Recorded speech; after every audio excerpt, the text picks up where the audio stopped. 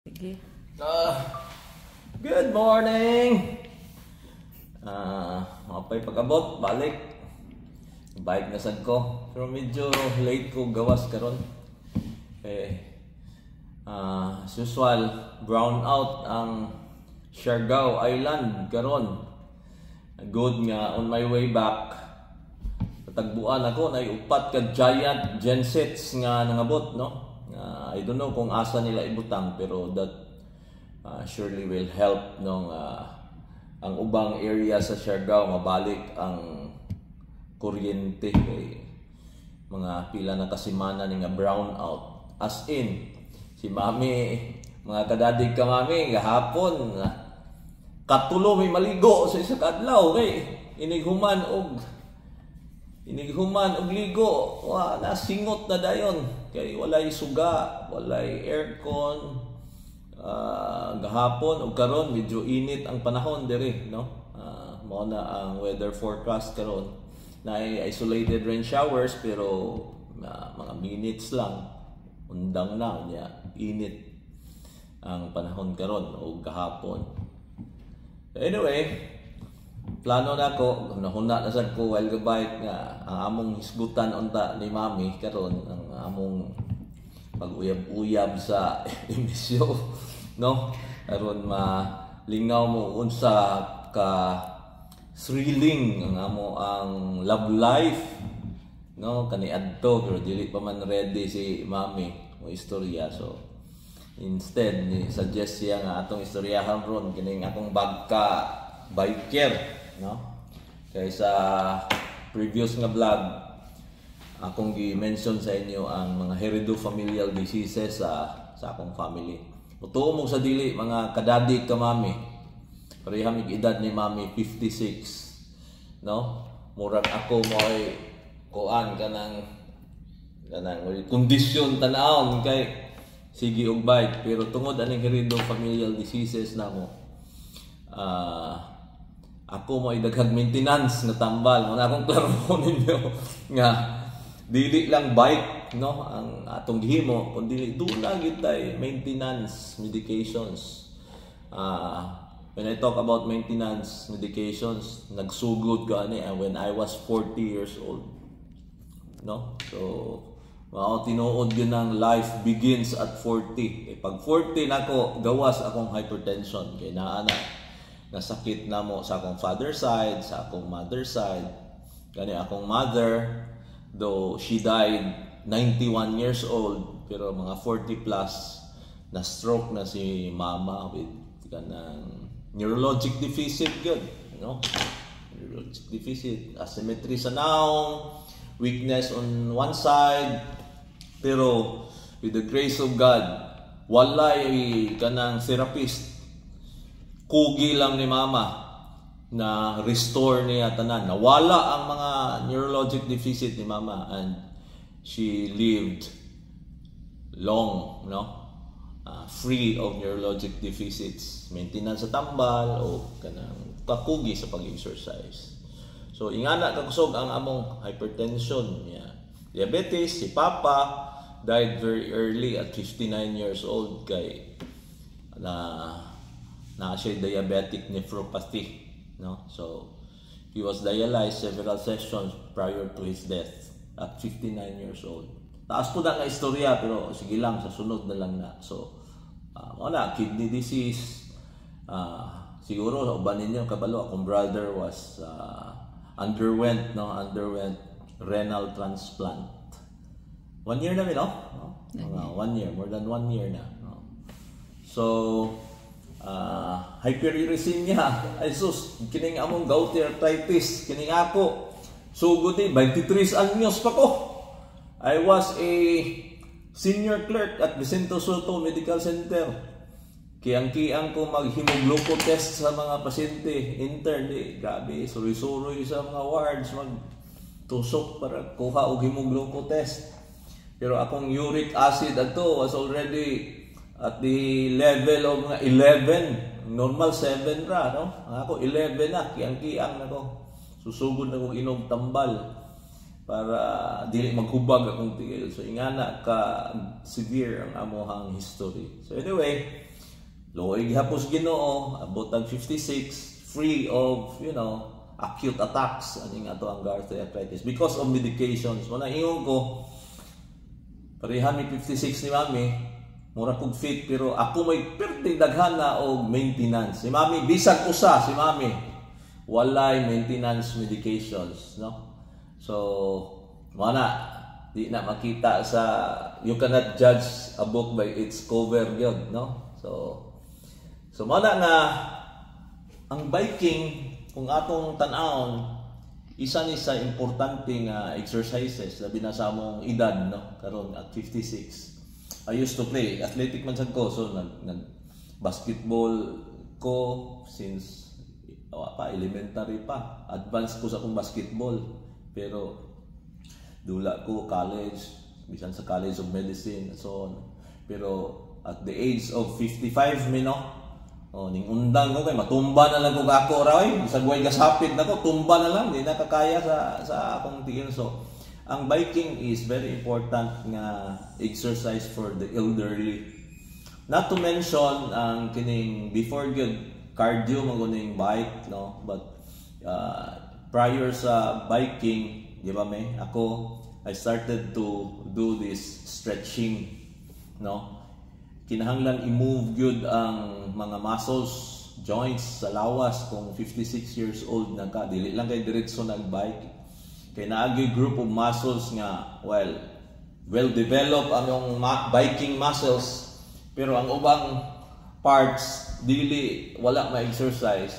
Naagi mga limitation of movements kay sakit na.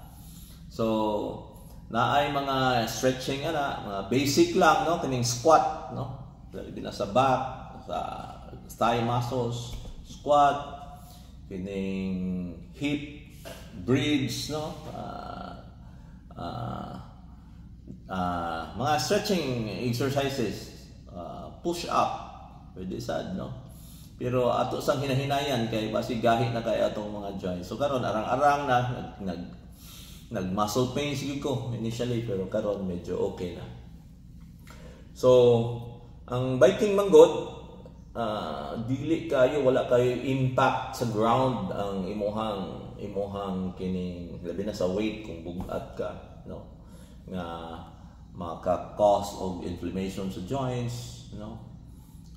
Kung prolong walking, though kinahanglan i-variate gyapon na walking, na jogging, but biking is free of impact. Kung man pedal raman ka, no, pedal raman ka niya, ma-regulate sa gid nimo imong heart rate. Ako karon, if you can see na ako'y unsa ni cardiac monitor. Cardiac monitor, kita ba kitaan ba? Connected diri sa ako ang kuan kining computer, no? Synchronize ni siya aron while the bike na diri ang mga information. So kita na ko akong heart rate, no, kita na ko akong speed kay mao may akong gi-set ang setup na akong imo, average speed, actual nga speed, no, ako ang cadence. Kay napo dito yung monitor sensor, ibutang na to sa pedal aron ma-monitor. Dere kini kita. Dere monitor para ma-monitor kung unsa ka paspas ang imong cadence. Basic lang na siya, actually, basic lang na. So dili ka with knowing your heart rate, mabantayan nimo nga dili ka mulapas sa imong upper limit, no. So mo na karon naka 35 kilometers ko, kay late naman lagi ko ning gawas. 35 kilometers ko, enough lang mo sweat out kay lagi kung naatay problema sa kidney, usually ko ana siya kanang filtration or excretory organ man guning kidney, no. Ang mga waste nato kaon man ta. So kaon man ta, pero inigkaon na to like ang atong protina, ang atong waste products uric acid, igawas na through sa atong kidneys. Pero na tay problema sa ato ang kidneys, no. dili na to mapagawa sa atong mga waste products. So another way is pasingot. Biking, kaya importante kayo, no? Nga regulated lang, kaya idara naman ta. Aron ang atong sweat, mugawas, no? Singot, sa may naa diha. Gawas sa fluid, no? Tapos diha electrolytes, labi na ang asin. Tilawin na yung singot, di ba? Parat. So, yung siga ang atong electric for the first time kanang for brownout kita may sa tawagan emergency light emergency light ni siga. So anyway, undangon na siguro ko, so mao na siya ang importance, some of the many importance and significance nga kinahanglan mag-exercise kita samtang pwede pa. So parehaan na natay limit nga asin, kay again ang asin too much can compromise our kidneys. So mao na nga kinahanglan ipagawas ang sobra. So di pwede kidney ipagawas kay na diferensya ay ipagawas nato diri sa atong singot always, no. So excretory sana fluids and electrolytes nga dili kinahanglan or waste or excess sa lawas atong mapagawas. Mao na ang importance sa pag-exercise regularly, no. So siguro mga kadadi, mga kamami, while labi na ninyo nga mga gaedad pa og late 30s, hapit na mo 40s, unya na ay mga identified na nga mga heredofamilial disease kay si mama, imuhang mama, imong papa, high blood, diabetic o mga risk factors ni nga ikaw, posible sad nga mahimong diabetic or mahimong hypertensive. Gawas pag yun og wala kay disiplinas pagkaon. Kay suna, no, mga disiplinas pagkaon. Kay kung hypertensive ka, of course, klaro tayo kung fatty foods kana, no, makakos na siya og formation og mga plaques sa imong ugat. Kay balo man ta sa tong physics, no, ang caliber kung naay maminute des kilid, the smaller the lumen sa imong blood vessel, the higher the pressure, di ba? So mao na siya ang physics ana. So magkagamay man niya itong lumen sa atong ugat, kay daranta labi nang nanay mamilit diha nga cholesterol, no? So motaas ang atong blood pressure. Usually mag-edad og 40 motaas ang blood pressure. So sa mga diabetic sad, so regulate po sa carbohydrates. Kung sa high blood fats, no, na mga studies ana, no, even fats, no, kinahanglan i-regulate when you're diabetic, of course.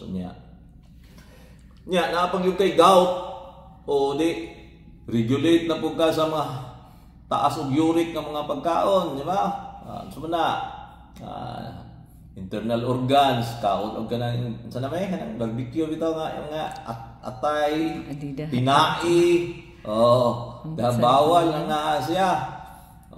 Kaning baboy, no, baboy, fats, kung uric protein, bawal sad ug taas kayo ang protein kay lagi ang waste product ana kon man gihapon uric acid, no, urea. So mo na siya atong bantayan na labi na kamang mga kadadi kamami nga padung nag-40 magbantay og taas og mga family history or of heredofamilial diseases. It's time to exercise. Basic ra magina exercise, diet o kung kinahanglan medications. Mao gina siya tulog. Ako na tanan diet, exercise, medications. So disiplina ra gyud actually ang gikinahanglan. And of course, start na nga magpa-check up, no, kami ni mami. Sige gid mi once or twice a year, no, do na may routine nga general check up. Kano sa tong last na to, 2 weeks ago. 2 weeks ago. So so mga pila lang na ka mga say tawagan namin mga advices or information sa itong mahatag. Okay, dugang mi? Wala pa na hilom-hilom na sa mami karon pero maabot mga kadadig ka ngami hulati ninyo abot ang panahon nga si Mami pod ang naa diri mag-share labi na sa iyahang pagka-banker, sa iyang pagka-asawa, sa pagka-inahan, no? So there are so many things to share kay lagi yan mo pud Miss Twilight kinahanglan na pud may ma-share o mabilin sa ninyong batanon. So mga kadadi, Mami, bye and thank you. Kay another day nga prepare na po schedule for surgery karon. Disgrasya ay picture dito gihatag sa atong resident niya. Guba ang wait, 21 years old pa, daghang kayong disgrasya sa motor diri sa Siargao Islands mo na. Gahapon mausad 3 years old gisi sa gihapon ang wait og 45 years old ang sa TL sad. Puros motor vehicular accidents. Mao na leading problem diri sa Siargao Island. So inapang atong electric light. So time to go. So looking forward to the next vlog. Thank you. Mami, thank you. Thank you.